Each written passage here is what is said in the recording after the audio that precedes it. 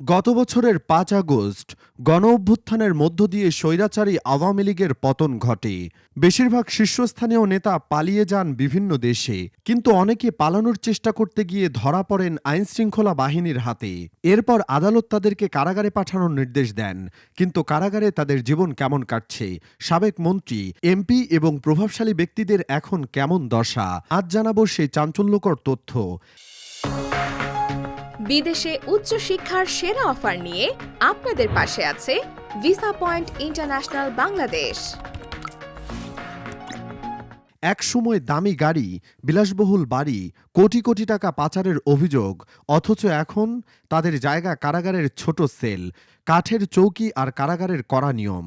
সাবেক সংসদ সদস্য আমির হোসেন আমু একসময় টাকার গদি ছাড়া ঘুমাতেন না, কিন্তু আজ তিনি কেরানীগঞ্জের কারাগারের একটি সাধারণ সেলে বন্দী। তার ঘর বলতে একটি কাঠের চৌকি, তোশক, কম্বল, বালিশ, একটি মগ ও থালাবাটি, আর সেলের সঙ্গী একজন মাদক মামলায় সাজাপ্রাপ্ত আসামি। আরও বিস্ময়কর তথ্য, স্বৈরাচার হাসিনা ভারতে আশ্রয় নিয়েছেন, কিন্তু তার ঘনিষ্ঠ সহচর সালমান এফ রহমান, আনিসুল হক, কামরুল ইসলাম এখন কেরানীগঞ্জের ঢাকা কেন্দ্রীয় কারাগারে বন্দী। সালমান এফ রহমান সম্প্রতি গণমাধ্যমকে জানিয়েছেন তিনি এখন কারাগারের ফ্লোরে ঘুমান, অথচ তার বিরুদ্ধে ৫০,০০০ কোটি টাকা পাচারের অভিযোগ এবং তার সম্পদের পরিমাণ কয়েক লক্ষ কোটি টাকা। বিকেল ৪টায় দেওয়া রাতের খাবার ৯টার মধ্যে নষ্ট হয়ে যায়, আর অভিযোগ করেন তাকে পরিবারের সঙ্গে ফোনে কথা বলতে দেওয়া হয় না। কারাগারে ফ্যাসিবাদের দোসর হিসেবে পরিচিত এই ভিআইপি বন্দীরা কিভাবে দিন কাটাচ্ছেন? অনেকেই ডিভিশন প্রাপ্ত, ফলে টিভি দেখা, ভালো খাবার খাওয়ার সুযোগ পাচ্ছেন। তবে শর্ত একটাই, শুধু বিটিভি দেখা যাবে, দেশের অন্য কোনো চ্যানেল নয়। কারাগারে পত্রিকা পড়ার সুযোগ সীমিত। প্রতিদিন একটি ইংরেজি ও ৩টি বাংলা পত্রিকা বরাদ্দ পেয়েছেন তারা।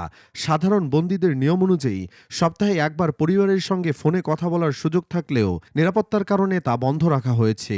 তবে ১৫ দিন পরপর স্বজনদের সাথে দেখা করার অনুমতি দেওয়া হচ্ছে। এদিকে ঢাকার কেরানীগঞ্জে কারাগারে রয়েছেন সাবেক আইনমন্ত্রী আনিসুল হক, সাবেক সংস্কৃতিমন্ত্রী আসাদুজ্জামান নূর, সাবেক খাদ্যমন্ত্রী অ্যাডভোকেট কামরুল ইসলাম, সাবেক স্বরাষ্ট্র সচিব জাহাঙ্গীর আলম, সাবেক পরিকল্পনাবিদ তৌফিক ইলাহি চৌধুরী, আরও অনেকে। অন্যদিকে কাশিমপুর হাই সিকিউরিটি কারাগারে বন্দী রয়েছে সাবেক শিক্ষামন্ত্রী ডাক্তার দীপুমণি, সাবেক আইসিটি প্রতিমন্ত্রী জুনায়েদ আহমেদ পলক, সাবেক তথ্যমন্ত্রী হাসানুল হক ইনু, সাবেক মন্ত্রী ও ওয়ার্কার্স পার্টির সভাপতি রাশেদ খান মেনন, সংবাদকর্মী এবং পুলিশের বিভিন্ন পর্যায়ের কর্মকর্তারা।